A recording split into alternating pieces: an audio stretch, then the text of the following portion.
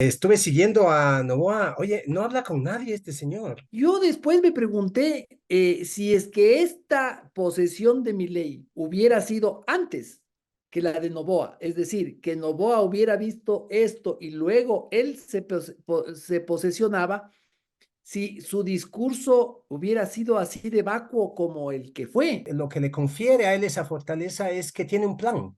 O sea, él sabe exactamente lo que va a hacer. Él tiene un plan clarísimo desde el día uno. Esto es Politizados. Una tertulia de Diario Expreso sobre actualidad y política. Yo soy Martín Payares. Yo soy Roberto Aguilar y arrancamos ahora. Oye, Martín, ¿le viste a Daniel Noboa en la posesión presidencial de Milei? Yo, Sí, yo me sí, estuve sí. fijando, yo me estuve fijando y los seguí desde adentro, en el hemiciclo del Congreso, donde estuvo un rato ahí, le vi sentado al lado de Zelensky, después salió a estos lugares especiales que habían preparado para los presidentes. Milei hizo su discurso de cara al público y no en el hemiciclo del Congreso, como suele ser la tradición en Argentina.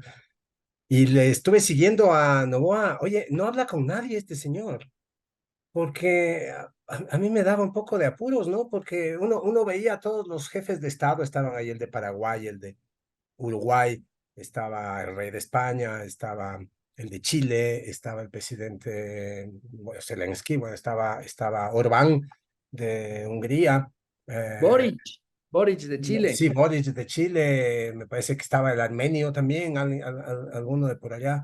Y estuvieron todo el tiempo interactuando entre unos y otros, ¿no? O sea, conversando. Cuando salieron afuera, hasta que Milei estuviera listo y toda la movilización está de salir e instalarse para escuchar el discurso del nuevo presidente, todos estaban parados, conversando, interactuando, no ahí calladito, sentadito, eh, como ensimismado, como achicopalado. Y yo me preguntaba, ante un discurso como el de Milei, que es un discurso de 35 minutos, tampoco es un larguísimo discurso como los discursos de los socialistas del siglo XXI, que desde las 8 horas de Fidel Castro hasta las 3:30 de Correa, ¿no? En, el discurso de Milei era un discurso que no podía dejar indiferente a nadie, porque era un discurso enérgico, decidido, podrías no estar de acuerdo con las cosas que decías, como que es un discurso de esos que causan enemistades, pero no podía dejar indiferente a nadie. Y yo pensaba, ¿qué estará pensando Daniel Noboa de este discurso? Yo creo que los ecuatorianos difícilmente podemos evitar hacer comparaciones y sacar conclusiones. Y me preguntaba si Noboa tiene el suficiente sentido autocrítico como para también él hacer comparaciones. Porque a mí el discurso de Milei me impactó. Me parece que es un tipo que fue capaz de leer el estado de ánimo de la nación y dirigirse así al corazón de ese estado de ánimo, ¿no? Milei es un pensador de la economía, es un tipo que tiene su escuela libertaria, que a muchos les parece aborrecible, yo tampoco es que comulgo mucho con el libertarianismo, pero es un tipo que básicamente tiene la cabeza amoblada y tiene los recursos retóricos, los recursos de lenguaje, tiene la capacidad de expresar las cosas que piensa y tiene la capacidad de hacer un discurso de esa categoría, mientras que Novoa ya oímos su discurso, ¿no? Un discurso tan vacuo, un discurso de 8 minutos en el que no dijo nada. Eh, Desde ese día para acá, el mismo Novoa y su secretario de comunicación, Roberto Zurrieta, han querido hacer pasar esa falta de capacidad expresiva del presidente Novoa como una virtud. Ese laconismo lo quieren relacionar con la austeridad de palabras de un líder, ¿no? El líder actual es un hombre de acciones y no de palabras, es un hombre de pocas palabras. A mí me parece que que no hay que confundir laconismo con falta de ideas, pues no, una cosa es ser un hombre de pocas palabras y otra cosa es no tener nada que decir, no es lo mismo. A mí me parece que el problema de Noboa es que no tiene nada que decir. Luego veía a Milei, Martín lo veía ya en la Casa Rosada, en esta ceremonia que los españoles, bueno, los españoles porque tienen rey, la llaman de besamanos, ¿no? Cuando pasan las delegaciones saludando al rey.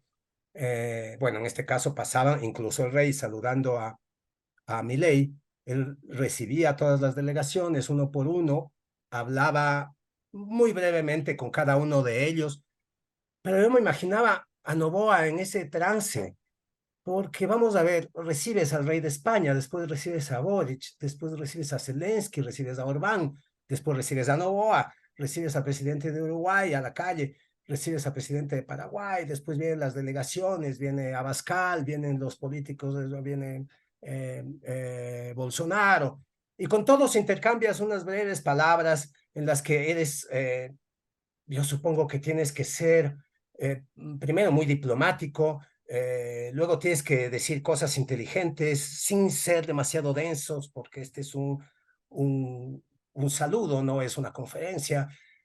Debes dejar una buena impresión, debes dar el trato, al mismo tiempo tienes que ser político porque eres el presidente. O sea, estos 40 segundos, máximo 60 segundos que demoran estos intercambios deben ser de un equilibrio absoluto. Yo me imaginaba a una persona tan desprovista de capacidades expresivas como Novoa manejándose en una circunstancia así, menos mal que a Novoa no vinieron a verle más que el boludo de Petro, que bueno, por ahí se dan. Entonces, no estuvo expuesto a esto, pero me imagino a Novoa en esa, si no, la verdad es que no le veo las capacidades de estadista de un tipo que es capaz de hablar, de un tipo que tiene la cabeza amoblada para saber qué tiene que decir a cada uno. Yo no vi a Novoa interactuando ni siquiera en el espacio más informal aún de las sillas en las que estaba reunido con los otros presidentes y donde no dijo una palabra a nadie, Martín. Sí, y me impactó cómo el presidente de Uruguay y el de Paraguay se reían, conversaban y estaba al lado, estaba Noboa y él con su mirada en el vacío así y no decía nada, ¿no? Parecía de esos niños que en la escuela no se atreven a conversarles a los más grandes, no sé, y se Se quedan sientan en calladitos. el rincón, sí.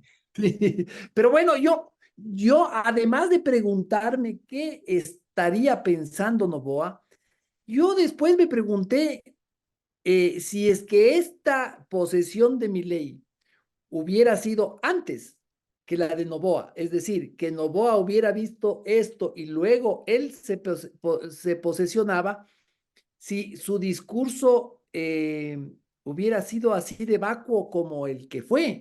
Tal vez no, Roberto. Estoy seguro que algo hubiera mejorado, ¿no? Porque cuando uno ve a alguien hablar tan claro sobre lo que recibe y sobre lo que va a hacer, yo creo que nadie puede quedar, como tú dijiste, nadie pueda quedar indiferente.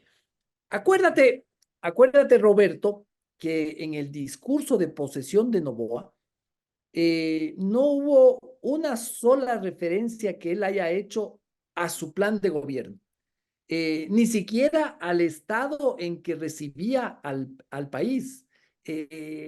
Habló de un montón de lugares comunes y eso de no pelearse con nadie. Duró 9 minutos e incluso se repitió y se dio tiempo para hablar, lanzarle unas indirectas a su vicepresidenta. Si Milei, mira, a mí esto me quedó sonando mucho, ¿no? Si Milei en este discurso habló básicamente de la economía, es porque el tema argentino es el de la economía. Noboa en su discurso de posesión apenas mencionó el asunto de la seguridad cuando la seguridad era el tema ecuatoriano.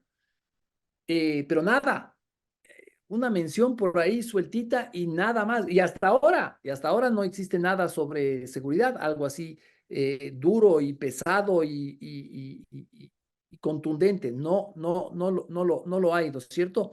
Eh, yo recuerdo, hicimos un podcast sobre el tema de un Ujú. episodio de Politizado, hicimos sobre esto y hablábamos precisamente sobre estos lugares comunes que Novoa lanzaba, ¿no? De que vamos a hacer una sociedad más justa y desarrollada, pero no decía nada. Se suponía que iba a anunciar una encuesta, no dijo nada de la encuesta. Eh, ya dije, Una no consulta. hizo de la consulta, perdón.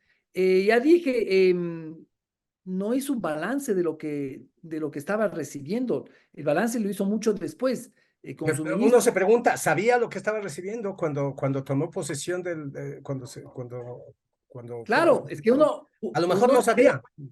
uno se queda con esa duda si realmente es por ser de pocas palabras o porque no tenía idea de lo que estaba recibiendo. Capaz y sí sabía, yo qué sé, pero la interrogante queda, ¿no? En cambio, él, Novoa debe haberle visto a Milei y es evidente que él sabía exactamente cuál es la situación de la herencia que recibe, no Con tiene pelos y señales, o sea, todos el, números, ¿no? Los barajó. el mapa de la economía argentina lo tiene, pero absolutamente descifrado. El déficit, la deuda, el desempleo. Bueno, los datos que dio Milei fueron impresionantes, ¿no? Hablaba de un déficit de, creo que era del 17% del 17%, una barbaridad. o sea, unas cosas bárbaras, bárbaras, o sea, los datos que dio fueron bárbaros, el tema de la emisión monetaria, la deuda son 100.000 millones, sin contar la deuda que ya estaba más vieja, ¿no? O sea, recibe un paquete de país, una cosa increíble. Habló sobre lo duro que se le viene a los argentinos. No tuvo el más mínimo temor de ocultarle a la gente lo que él había descubierto. Sí, es lo que vimos, Martín, es la diferencia entre hablar 9 minutos y no decir nada versus ser capaz de hablar 35 minutos sin que haya una frase de desperdicio, ni una. Es impresionante. Todo lo que dijo Milei tenía sentido, era fuerte, todo tenía un lugar en el orden retórico del discurso, o sea, todo era pertinente, todo tenía significado, era un discurso denso de significado, 35 minutos de mensajes densos. Eh, a mí me da la impresión de que los ecuatorianos, especialmente los políticos, por supuesto, son, tienen esta tendencia de disfrazar su vacuidad en los oropeles de lo solemne, ¿no? Estas formalidades. A ver, Milei tenía sentado a su lado un rey europeo, dos jefes de Estado de Europa, cuatro jefes de Estado de América del Sur, y empezó directamente, argentinos, bla, bla. Sin esos Claro, vocativos. aquí habría empezado Su Majestad Felipe VI, Rey de España, señor Vladimir Zelensky, presidente de la República Federativa de Ucrania. O sea, así habría empezado, ¿no? Con lo cual ya habría llenado 5 angustiosos minutos y habría pensado, ya, 5 minutos, ya se fueron 5 minutos. Así habría empezado, no va. Eh, somos estúpidamente formales y disfrazamos en esa solemnidad nuestra propia vacuidad.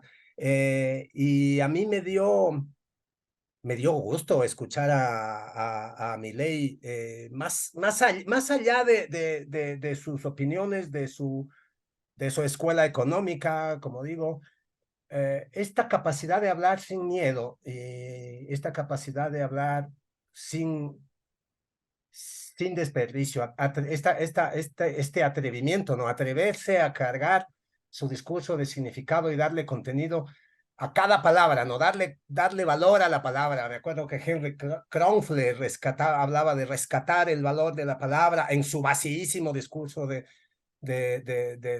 día de la posesión de Noboa. Esto es dar contenido, esto es rescatar el valor de la palabra. Esto que hace mi ley, eso es rescatar el valor de la palabra, hacer que cada palabra tenga valor. Pues no, vos no puedes decir, vamos a rescatar el valor de la palabra y después hablar pura paja, que es lo que hace Cronfle. Eso no tiene sentido. Dar contenido a la palabra y sin miedo, porque lo que ves en mi ley es un tipo que no busca complacer a nadie. Eh,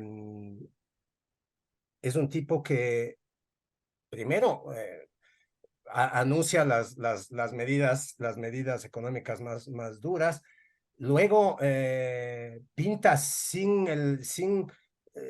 la menor complacencia el estado calamitoso en el que se encuentra el país. Em, cuando tienes tu discurso así cargado de contenido, el rato en que llegas a hablar, por ejemplo, de reconciliación, lo que digas es creíble, porque lo que digas está fundado sobre una toma de posición.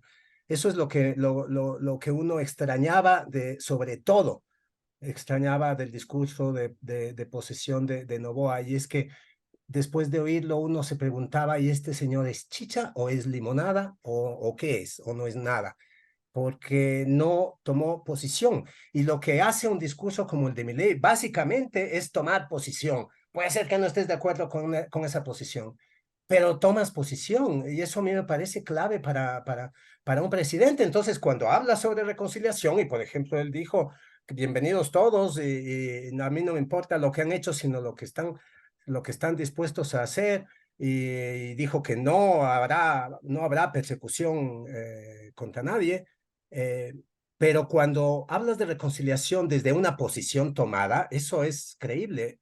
No es creíble hablar de reconciliación como acá sobre el supuesto, mentiroso supuesto de que aquí no ha pasado nada. O sea, nos vamos a reconciliar porque aquí no ha pasado nada. No, se ha pasado. Mi ley es, es envidiable escuchar a un presidente hablar en esos términos. O sea, aquí se ha pasado nada, aquí pasó de todo y tomar Sí, una posición al respecto. hay algo que a mí me impactó y que yo creo que es clave decirlo en este episodio de Politizados. En su discurso, Milei hizo una revolución discursiva, una revolución en el léxico político de Latinoamérica, algo que no se ha atrevido ningún presidente de derecha, de izquierda, que es hablar y mencionar sin temor ni nada la palabra ajuste. 5 letras de una palabra que está absolutamente proscrita del léxico del perfectamente idiota político latinoamericano. En América Latina no hay cómo hablar de ajuste. Cuando se hace un ajuste es algún funcionario por ahí del Ministerio de Economía o un ministro de Economía y punto. Pero Ah, esa es si hay que anunciar un ajuste, le encargas a un tecnócrata. claro, esa es una palabra, está prohibida. El ajuste es la esencia del neoliberalismo más perverso. Y Milei repitió al menos 5 veces la palabra. Y hay una frase que también la repitió muchísimo que dice, no hay alternativa posible al ajuste. Y lo Sí, machacó y lo machacó. sí. O sea, esa palabra yo creo que va a cambiar de significado en el continente latinoamericano, ¿no? Además, bueno, además mencionó a la palabra shock, No solo eh, ajuste, shock, sí. sí, Increíble. ajuste y shock. Y como si fuera poco, dijo que el gradualismo no funciona, porque el gradualismo era más o menos como la banderita Sí. verde que sacaban para antes precisamente hubo un analista de la Nación que de apellido Cabot, Diego Cabot creo que es, que me gustaría citar. Él dijo en su análisis hoy día, dijo, históricamente, anunciar un ajuste no era una cuestión de un jefe de Estado, sino que estaba en manos de algún ministro que muchas veces hacía las veces de fusible. Pero esta vez Milei, de cara a su gente y rodeado por los invitados que vinieron a su cura, no anduvo con vueltas. Así fue, Roberto. El ajuste fue realmente el tema sobre el que giró o giraron los 35 minutos del discurso. Así es. Y esto, a pesar de ser un gobierno débil, ¿no? Es probable, estaba Pero oyendo listas también de Argentina que decían que es probable que Milei sea el gobierno más débil desde el retorno a la democracia, es decir, que asume la presidencia con tanta debilidad. Tiene muy pocos diputados y muy pocos senadores, no tiene ninguna posibilidad de conformar una mayoría en el Congreso porque Milei, a diferencia de otros presidentes de la región, no está dispuesto a pactar con cualquiera. Además de esa debilidad política está su debilidad en la calle, ¿no? Porque el peronismo, que se la tiene jurada, maneja todavía los sindicatos y el peronismo maneja todas estas mafias que redistribuían precisamente los subsidios y la plata del Estado con la que vive medio mundo en Argentina. Y contra ellos fue muy directo y a pesar de esa debilidad, habló de ajuste. Y a mí me parece que él es capaz de ese gesto de fortaleza dentro de su debilidad, porque hay que ser muy valiente y sentirse muy fuerte y que lo que le confiere a él esa fortaleza es que tiene un plan. O sea, él sabe exactamente lo que va a hacer. Él tiene un plan clarísimo desde el día uno. Él es como un médico, ¿no? O sea, ya tiene el diagnóstico correcto. Entonces, con el diagnóstico correcto ya sabe cuál es la dosis que necesita el enfermo, ¿no es cierto? De hecho, tan es así que sabe exactamente lo que quiere hacer, que tiene un plan diseñado. Y es que llegó a la Casa Rosada y en la tarde ya estaba firmando el primer decreto de gobierno. Y el primer decreto del gobierno de Milei es un hecatombe, Martín. El primer decreto de Milei es una reducción del número de ministerios de 18 a 9. Yo no sé si eso es correcto, si eso es una barbaridad. No lo sé, pero me llama la atención esa determinación y me da envidia esa certeza desde el primer día. Recordemos que Noboa llegó el primer día a Carondelet y no tenía ni siquiera la lista de ministros, hazme el favor. Porque claro, Milei se la pasó trabajando desde el día que ganó las elecciones, todos los días, quienes seguíamos las noticias de Argentina, todos los días nos enterábamos de algún anuncio. Estuvo metido en su búnker en el Hotel Libertador. Nunca paró de trabajar. No sé si aparte del viaje a Estados Unidos, que fue muy productivo, porque, por ejemplo, no consiguió subir el riesgo país, sino todo lo contrario. Eh, Él se pasó en su búnker trabajando, diseñando su plan económico, pariendo documentos, hojas de ruta, anunciando los ministros, llegó con el gabinete completo, mientras que Noboa, ya sabemos, se fue de vacaciones. O sea, él se fue básicamente sus últimas vacaciones con su esposa. Y cuando regresó y llegó el día de su posesión, no tenía ni siquiera el gabinete, no tenía ni siquiera el gabinete. sí, Roberto, tú dices que te da envidia de la determinación de Milei, pero ¿no te has puesto a pensar que capaz el que más envidia tuvo es el propio Noboa luego de haber escuchado a Milei? Ojalá, Martín, ojalá tenga envidia, porque eso ya sería un síntoma de que tiene un sentido de autocrítica, digamos que mínimamente decente. Ojalá tenga envidia.